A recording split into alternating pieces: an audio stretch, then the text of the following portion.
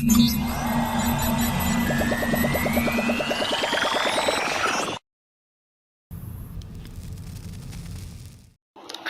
Assalamualaikum. Tim Avengers Hartanah. Pagi. Okey, baik. Hari ini aku nak kongsikan satu tajuk yang menarik, property investment. Tahukah anda, 72% rakyat Malaysia yang tidak mempunyai kekayaan adalah Bumiputera, di mana 17% bangsa Cina dan 10.7% adalah bangsa India. Apakah maksudnya? Maksudnya kita ramai yang miskin. Kekayaan itu tidak ada pada kita. 72% rakyat Malaysia tidak mempunyai kekayaan adalah Bumiputera. Lebih daripada 96% kekayaan adalah melalui pemilikan hartanah, manakala aset kewangan hanya menyumbang 4%. Masuk kat sini, orang kita tadi paling ramai tak memiliki rumah. Sebab tu kita tak memiliki kekayaan. Sebab 96% kekayaan adalah melalui pemilikan hartanah. Baik. Mintos dan hartanah. Ramai orang tak beli rumah sebab nakkan benda-benda macam ni. Berfikiran macam ni. Nak beli rumah mesti kena modal yang besar. Okey? Tak perlu sebenarnya. Tunggu income dah stabil baru boleh beli rumah. Ini punca lambat orang kita bertindak untuk beli rumah. Beli rumah untuk duduk, bukan untuk dijual semula. Nak beli rumah untuk tinggal dan meninggal. Ini masalah. Tak beli rumah, semua nak rumah idaman. Alang-alang beli rumah, biarlah berpuas hati. Itulah punca antara sebab orang kita tak beli rumah lagi, sebab nakkan rumah idaman. Bila nakkan rumah idaman itu adalah rumah tak mampu milik. So tak belilah rumah sampai bila-bila. Baik. Faktor yang menghalang kita untuk memiliki rumah. Okey, aku nak kongsikan penyebab kenapa orang kita gagal untuk memiliki rumah. Harga rumah terlampau mahal. Tak bersedia untuk membayar komitmen bulanan. Tiada duit untuk bayar deposit. Pasangan tak setuju, isteri tak setuju, suami tak setuju. Okey, liability trap. Sebab apa? Dah buat hutang yang banyak. Bila hutang yang banyak, kelakar pinjaman perumahan jadi rendah. Tahu tak bagaimana hartanah menjadi seorang itu kaya? Maksudnya tak tahu bagaimana hartanah boleh menjadikan seorang itu kaya. Jadi property investment, buku-buku hartanah pun tak pernah baca. Ini punca kenapa orang kita gagal bertindak untuk beli rumah. Okay? Apakah dimasukkan liability trap? Okay? Punca liability trap adalah personal loan, overlapping loan, loan kereta, potongan angkasa atau koperasi, kad kredit dan lain-lain pinjaman. Semua ini menyebabkan kelakar pinjaman perumahan jadi rendah. Bila rendah, jadi tak ada rumah yang layak beli. Baik, hartanah pelaburan yang tepat. Kenapa hartanah pelaburan yang tepat? Yang pertama, hartanah nilai sentiasa naik. 100,000 10 tahun, 200,000. Harga dia tetap naik, tak kekal. Dia akan flat, tak ada kenaikan. Tapi bila naik, tinggi. Rumah boleh dicagarkan. Okey. Passive income, kalau sewa 1,000, bulanan hanya 500, dan 500 tu jadi sebagai positive cash flow yang dijadikan sebagai passive income. Dan semestinya memiliki aset hartanah, dia ada capital appreciation. Hartanah sangat-sangat tinggi capital appreciation. Kenaikan nilai hartanah amat-amat tinggi. Contoh harga rumah 10 tahun dulu dengan sekarang. Kita kembali balik di masa silam 10 tahun di Bandar Baru Bangi, yang harga rumah semidinnya hanya 140, dan sekarang harganya lebih daripada 600,000 plus. So kenaikan hampir 500% itu berpunca daripada nilai kenaikan harga tanah, capital appreciation. Sebab itu hartanah adalah pelaburan yang tepat. Baik.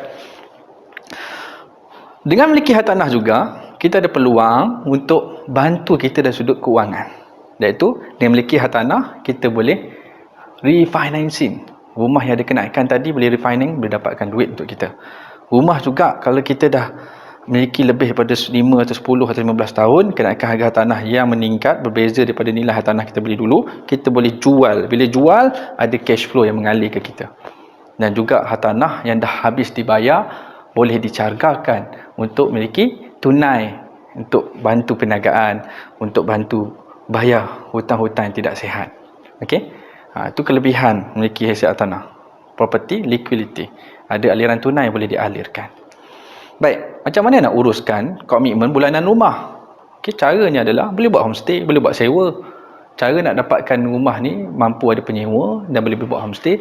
Yang paling penting adalah point lokasi rumah, kena tahu. Semak dekat Mudah.my. Lokasi-lokasi rumah yang kadar sewaannya 60% daripada komitmen bulanan. Bermaksud kat kawasan situ ada demand yang baik.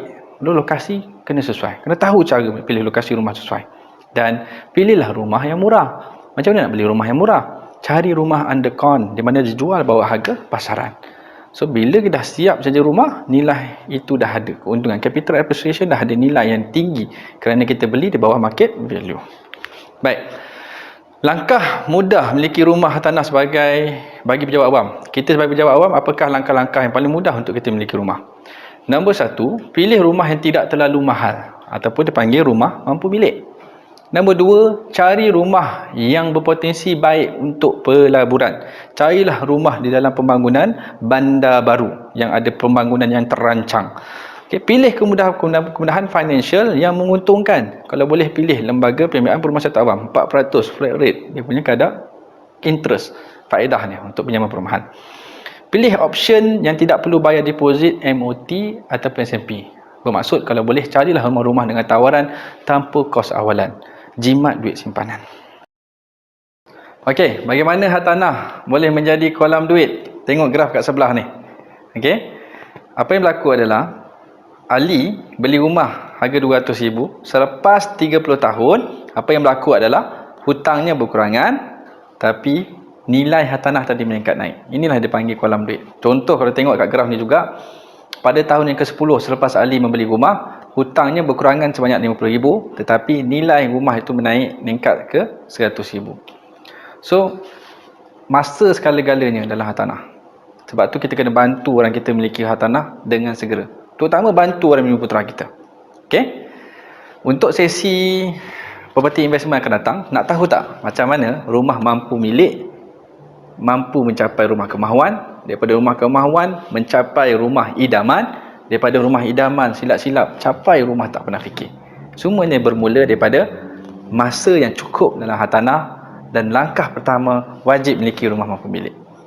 Okey, untuk bantu seterusnya sama-sama kita bangun pagi. Baik. Sedikit pesanan pada kurs nanti, jangan terus livekan meeting ini, tunggu pada sesi terakhir Q&A. Boleh tanya kurs waktu Q&A nanti. InsyaAllah kurs akan cuba bantu jawab sebaiknya. Ingat, hartanah adalah satu perjuangan. Bantu orang Bumi Putra kita meningkatkan pemilikan hartanah Bumi Putra, menjadikan orang kita bangsa Bumi Putra yang kaya dan dihormati oleh orang lain di luar sana. Okey, jangan salahkan bangsa kita kalau kita sendiri tak berjuang untuk memajukan bangsa kita. Orang tua jangan bertongkat, rimba jauh nampak dekat. Jika kita ada kesepakatan, harimau di hutan boleh ditambat. Jom sama-sama kita berjuang tingkatkan pemilikan hartanah Bumi Putra. Jumpa coach nanti.